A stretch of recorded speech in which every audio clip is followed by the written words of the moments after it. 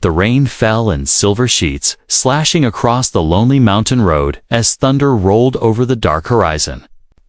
Daniel gripped the steering wheel, eyes fixed on the blurred line ahead, trying to drown the silence inside his car with the sound of the storm. But then through the roar of rain and wind came a sound he couldn't ignore.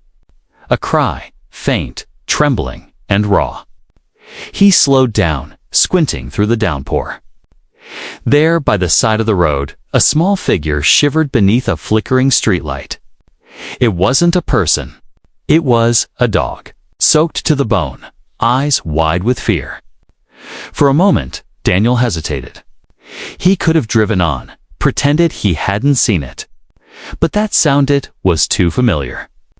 The cry of something that had lost everything. He stopped the car, stepped out into the cold rain, and knelt down. The dog looked up at him, trembling, and in her eyes he saw something that broke him open, pain that mirrored his own. Before we continue, if you believe animals can feel emotions just like us, then take a moment to like this video and subscribe to our channel. It helps us share more real stories that touch the heart.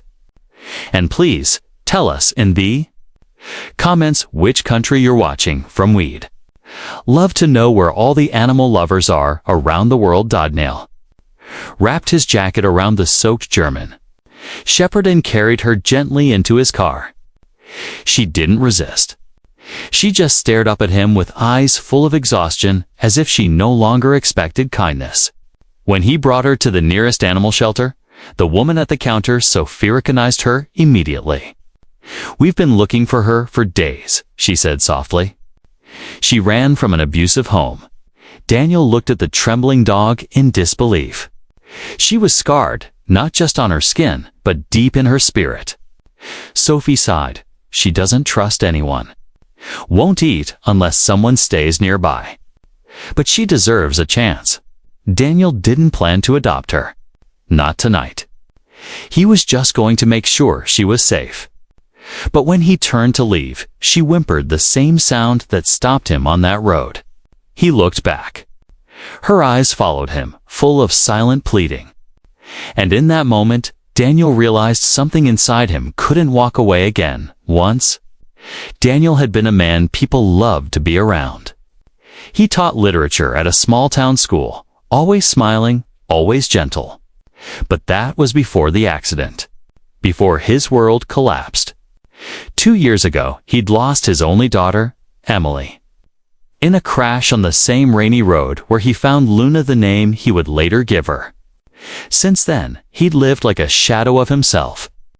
His house on the edge of the forest was silent, the walls filled with photos he couldn't bear to take down. He spoke little, laughed never, and spent his evenings staring at the empty swing in his backyard. Sometimes he drove aimlessly through the storm just to feel something. The night he found Luna, he didn't know he was saving himself too. Sophie helped him with the adoption papers. "She need time," she warned. "Don't expect her to trust quickly." Daniel nodded. He understood brokenness too well. When they reached home, Luna refused to step inside. She stood at the doorway, hesitant, sniffing the air like a prisoner afraid of new walls. Daniel didn't push her. He left the door open, sat on the floor, and waited. Hours passed before she finally crossed the threshold. That night, she didn't sleep. Neither did he. The rain had stopped, but its echoes stayed in their hearts. For days, Luna avoided touch. She ate little. She trembled whenever Daniel stood too close. But every morning, he left a bowl of food by her bed and sat near without saying a word. Slowly, she began to understand this man wasn't going to hurt her. Weeks turned into months, and a quiet rhythm formed between them. Luna followed him on walks, always a few steps behind. She began to eat when he was near, and sometimes, when he read by the window, she would curl beside his chair. Daniel spoke to her softly, telling her about Emily, the daughter who used to paint stars on his coffee mugs. Luna would tilt her head, listening, her tail wagging faintly as if she understood. He noticed something strange. Her presence made the silence softer. His mornings didn't feel empty anymore. At night, when nightmares came, he would wake to find Luna resting by his bed, her paw on his hand. It was as if she was saying, "You're not alone anymore." Sophie visited often to check on them.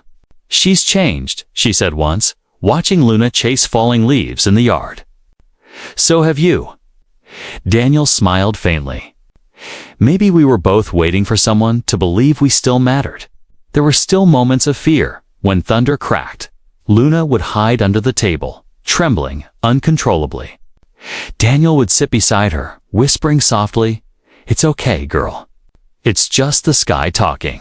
And she would press her head into his lap, her heart beating fast against his palm. Healing wasn't quick. It came in small, quiet victories: a wag of the tail, a bark, a shared silence that didn't hurt anymore. One morning, Daniel decided to take Luna somewhere special. They drove to the cemetery at the edge of town, to the small grave with Emily's name carved in white stone. Daniel hadn't been there in a long time. He sat on the grass, staring at the letters that once tore him apart. Luna sat beside him silently. For a while, neither moved. Then, as Daniel's eyes filled with tears, Luna did something she'd never done before. She placed her paw gently on his hand. It was a simple gesture, but it shattered the wall he'd built inside. He wept openly for the first time in years, whispering Emily's name over and over. Luna didn't move.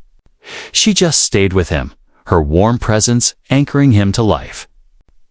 That day, Daniel felt something lift. A pain that had clung to his soul began to loosen. He looked at Luna and smiled through tears. "Thank you," he whispered, "for reminding me what love feels like. But peace never stays untested." One evening, months later, a storm rolled in, stronger than any before. Lightning split the sky, thunder shook the valley, and wind howled through the forest. Daniel sat reading by the fire when Luna began barking furiously. At first, he thought she was just afraid, but then he smelled smoke. A bolt of lightning had struck a nearby tree, setting fire to the dry leaves by his porch. Within minutes, the flames spread along the wooden deck. Daniel rushed to the door, coughing through the smoke, trying to reach the extinguisher, but the fire blocked his path. Luna barked, circled him, and then bit the sleeve of his jacket, pulling with all her strength. He resisted for a moment, disoriented, until she yanked hard enough to drag him toward the back door. They burst outside into the pounding rain, collapsing in the mud as firefighters arrived from the nearby station. When it was over, the cabin was damaged.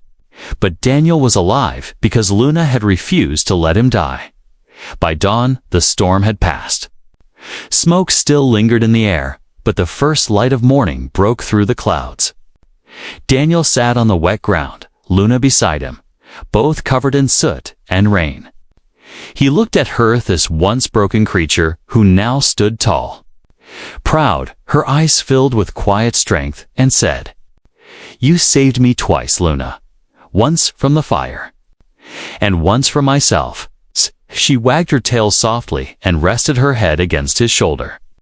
Around them, the forest glistened under the morning sun, as if the world itself was starting over. In the weeks that followed, Daniel rebuilt what was lost: not just the house, but his life. He opened his doors to rescue animals, volunteering at Sophie's shelter, helping others find their second chances. People began to notice how the quiet man had changed. His laughter returned, his eyes no longer heavy. Luna was always by his side, greeting visitors, comforting frightened dogs the same way she'd once been comforted. They became symbols of healing in the small town: a man and a dog who taught everyone that love doesn't just mend hearts. It gives them new purpose. Years later, when Daniel wrote a small book about his journey, he dedicated it to Luna and Emily. The first line read, "Some angels have wings. Others have fur and eyes that see the pain we hide." That book touched thousands who had lost something precious. Letters poured in from around the world, stories of rescues, of second chances, of love rediscovered through the bond with animals. Daniel would read them aloud by the fire while Luna listened, tail thumping against the floor, as if she understood every word. Time passed gently. Seasons changed. But one thing remained: the silent understanding between a man and the soul he'd saved. Sometimes, at sunset, Daniel would sit on the porch watching the golden light fade through the trees. Luna would rest beside him, eyes half closed, her fur glowing in the evening glow. He'd whisper, "You're my miracle, Luna," and she'd nudge his hand softly, as if to say, "No, we saved each other, so when you see a stray animal shivering in the rain, remember this story." Kindness doesn't always roar, often whispers. It lives in quiet moments, in choices made without expecting anything in return. Because sometimes, the ones we rescue are the ones who end up rescuing us. And sometimes, the smallest act of compassion becomes the beginning of a miracle. Thank you for watching this story.